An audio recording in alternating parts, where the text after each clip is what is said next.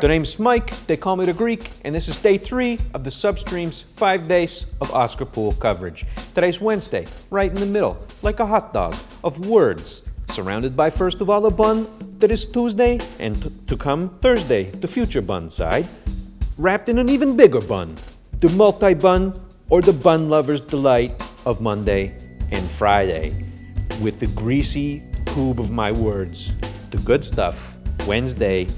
That's the hot dog coming to you right now down the middle of the bun pipe with me in it, surrounded by bun pressure.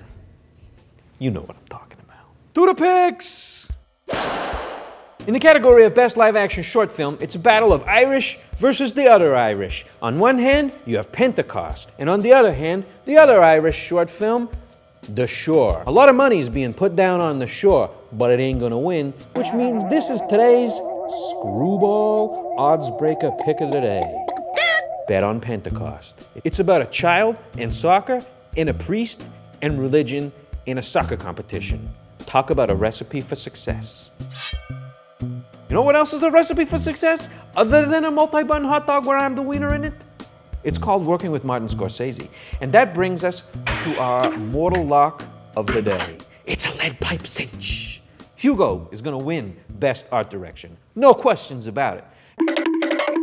It's also going to do really well in a bunch of other technical categories. In the category of Best Sound Editing, for example, you have on one hand a guy who's been nominated 5 times for working with David Fincher. He's nominated again for Dragon Tattoo, and he ain't gonna win. On the other hand, you have a guy named Gary Ridstrom who's won 7 times, a lot of that time's working with Steven Spielberg, and he's nominated for Warhorse, but he ain't gonna win either. Because you know who's gonna win? The guys that worked on Hugo.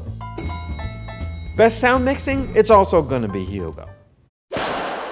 Will Hugo also win the award for Best Visual Effects, or as people on the internet like to type it out? No, it won't, and here's why. It's called Math Dingus. Since 1993, when Jurassic Park arguably initiated the modern era of movie CGI, there have been 6 films for whom the bulk of their effects have been about animating robots or cyborg-type things. There have been 19 films for whom the bulk of their effects have been about animating creatures or primates.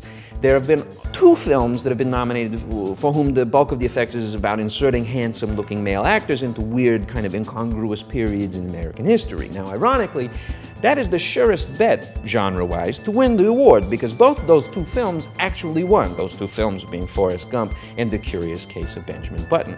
Of the 6 films since 1993 that have been about robots, precisely 0 of them have won.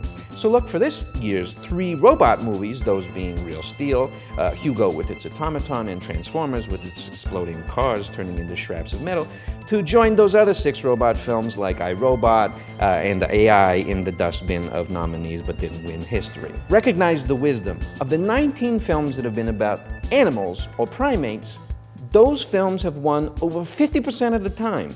10 out of those 19 films actually won the award. How many animal movies are there nominated this year?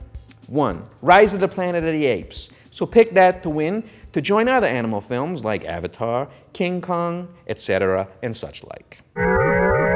That's all for today. Come back tomorrow and Friday for more interesting stuff. And hey, come join our contest. If you think you can beat me in my picks, put your money where your mouth is. Or don't, because it's free. And you can win a Blu Ray and a bunch of movies and some of my mom's cookies. I'll maybe even throw in an autographed picture.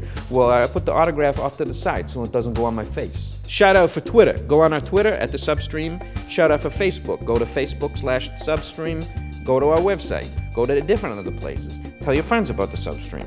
Go on the bus and pretend you're having a conversation with the cell phone. There's nobody actually there, and just say, yeah, the Substream, it's great. It's this website, and then Mike the Greek is on, and I really like it. But don't just talk nonstop, because people will know that you're faking it. You have to pretend to listen and go, And maybe even one of these to them.